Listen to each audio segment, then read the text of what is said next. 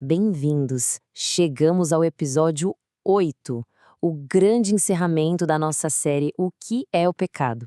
Depois de mergulhar fundo no diagnóstico, hoje nós vamos finalmente olhar para a única resposta que é de fato suficiente para a nossa tragédia: a relação entre pecado e graça. E a pergunta que vai nos guiar é justamente esta: o que exatamente a graça responde no pecado? Porque veja bem, graça não é só uma palavra bonita, um conceito abstrato, não. É uma solução específica, poderosa, para um problema muito, mas muito real. Então, para a gente entender a cura de verdade, a gente precisa primeiro ter total clareza sobre a natureza do problema. E o pecado, como vimos, nos deixa com uma tragédia dupla, não é uma coisa só. Pensa assim: o pecado cria dois problemas gigantescos para nós. O primeiro é a culpa. É uma dívida externa, sabe? Um problema legal. Estamos no tribunal de Deus e a pergunta é: como uma pessoa culpada pode ser declarada justa? E o segundo problema é a corrupção. Essa é uma doença interna, um problema do coração. Como é que um coração que é escravo do pecado pode ser, enfim, libertado? Vamos então focar na primeira parte da solução divina, aquela que lida de frente com a nossa dívida, o nosso problema no tribunal. E a resposta de Deus para a culpa tem um nome: justificação. É fundamental entender isso. É um ato legal de Deus. Ele não nos torna magicamente perfeitos num piscar de olhos. Ele nos declara justos. É um veredito, um martelo do juiz que bate e muda nosso status para sempre. Mas como isso é possível? Como um Deus justo pode declarar um culpado como justo? Acontece por causa do que a gente chama de a grande troca. Cristo, o único que nunca pecou, se colocou no nosso lugar. Ele tomou a nossa condenação para que a gente, nele, pudesse receber a justiça dele. É incrível! E é por isso que a justificação não é algo que a gente conquista, que a gente merece.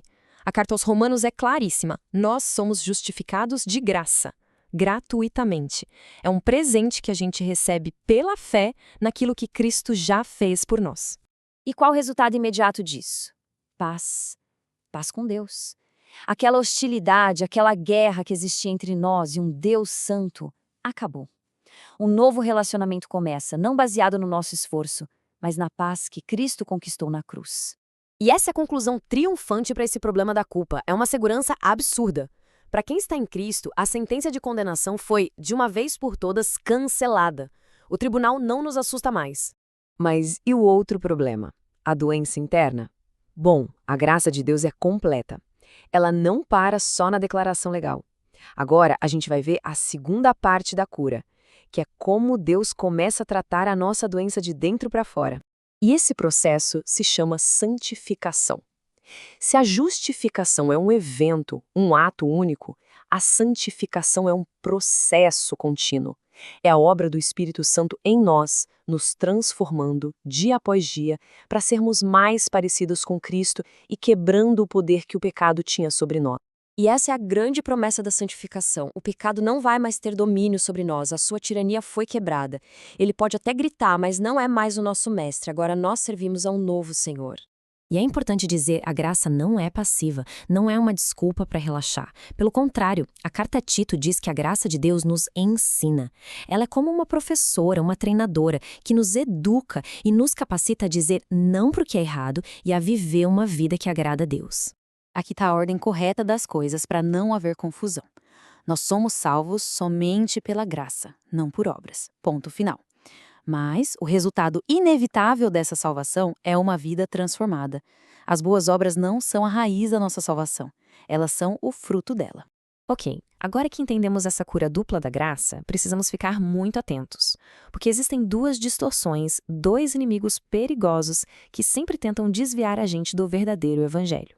De um lado temos o legalismo, é a ideia de que eu me salvo, de que eu posso pagar minha dívida com meu próprio esforço. Isso ou leva ao orgulho ou ao desespero. Do outro lado, a licença, a ideia de que, já que estou perdoado, posso viver como eu quero. Isso nada mais é do que usar a graça como desculpa para pecar. Ambos são um ataque direto ao coração do evangelho. Então, diante de tudo isso, como é que a gente vive essa realidade da graça no dia a dia? Vamos ver algumas aplicações bem práticas. Viver na graça significa que a gente pode confessar nossos pecados com esperança e não com um teatro de desespero. A gente luta contra o pecado não para ser aceito por Deus, mas porque já fomos aceitos em Cristo. Faz toda a diferença. E claro, isso significa usar os meios que Deus nos deu, a palavra, a oração, a comunhão com outros cristãos e viver com a certeza, com a esperança de que Deus vai completar a boa obra que Ele mesmo começou em nós. No fim das contas, é isso. O pecado não é um defeitinho que precisa ser consertado. É uma condição de morte. E por isso, o evangelho não é só um empurrãozinho para a gente ser melhor. É ressurreição. É vida para quem estava morto. E assim, a gente encerra a nossa jornada. Depois de 7 episódios explorando a profundidade da nossa tragédia, a gente termina olhando para a glória, que é ainda maior, da solução de Deus. A Ele e somente a Ele seja toda a glória. Só lhe deu glória.